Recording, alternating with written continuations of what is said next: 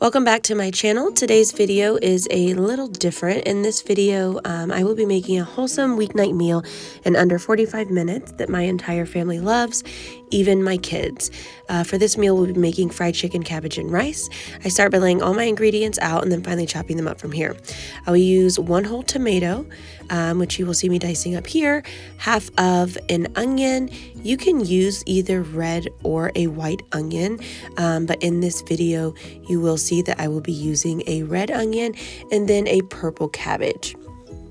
Again, you can use either a white or purple cabbage, whatever you would like.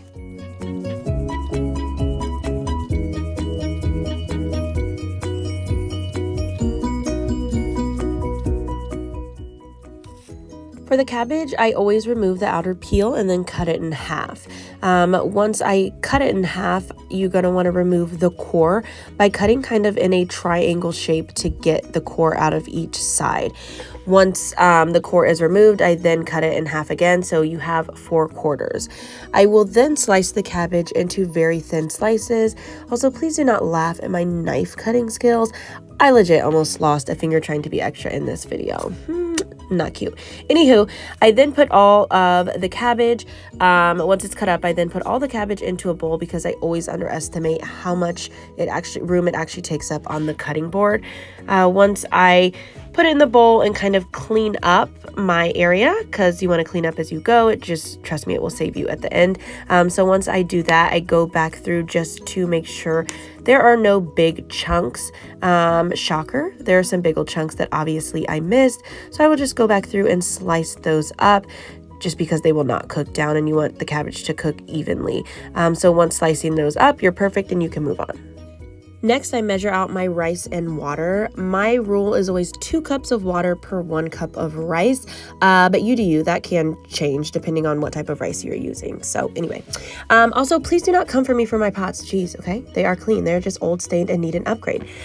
Moving on, add your water, and then once your water is added to your rice, you can put it back on the stove. Add a few drops of olive oil and a dash of salt to your rice. Don't ask me why, because I do not know. I think I saw my mother-in-law do it once and thought it looked cool. Okay, so there we go.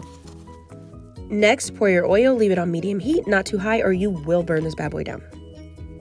Next, let's make the batter for the chicken. Pour some milk in a bowl and whisk it together with a couple of eggs. Easy on the eggs though, because these bad boys are expensive right now. Charging prices like they're golden eggs or something. A whole mess.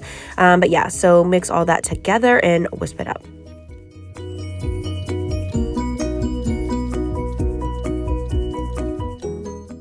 Now the main event, the chicken. Also, do not come for me on how I cook my chicken. You can cook your chicken how you like. I'm just trying to show y'all how I do it. Anyways, I squirt some mustard and rub it all onto the chicken. Once it's covered to your liking, dip the chicken in the milk and egg mixture that you had made. Make sure that you completely cover the chicken or else your flour won't stick, and then you're gonna have some whack fried chicken. Okay, it's gonna look like baked chicken. So now that your chicken is covered, you can then put that in your flour mix to get what will be the breading. I will put what I put in my flour in the description of this video. So once that is done, you're going to want to shake that up real good to make sure you get a good coating. You need to cover the chicken completely. So once you go ahead and shake that one more time, be sure to lay the chicken back out on the pan. So now that everything is prepped, you can turn your rice on and start cooking it, as everything from here will take approximately 20 minutes. To start, I go ahead and add my olive oil to the wok to begin heating it up. While that heats up, I will cook the chicken in batches, so 2 to 3 batches depending on how much I have. So I'm going to go ahead and put my chicken in the grease and make sure it's completely covered, and then put a cover on the pot as well and begin frying that for approximately 20 minutes, which I will flip about halfway through. Then I add a little curry powder and turmeric to cook down into the olive oil before adding my onions in.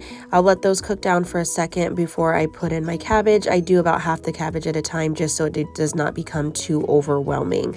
After I add the remaining of my cabbage into the pot, and it's all begin steaming, I will add a generous amount of salt. Don't put too little because no one wants those bland veggies, okay? So be generous. And once the cabbage is almost cooked, you can add your tomatoes in at the end because those don't really need to cook. You're just kind of warming them up or letting them steam for a second. So add those in, mix them up, and boom, it's done.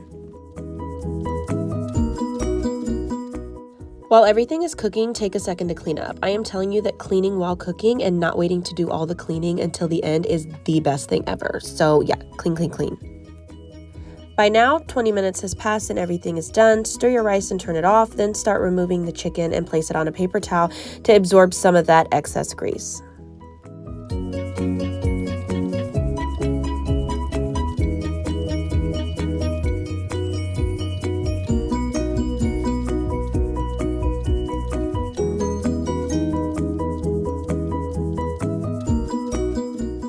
And boom, plate all that goodness up and enjoy. If you're anything like me, make sure to douse it in hot sauce to really heat things up a bit.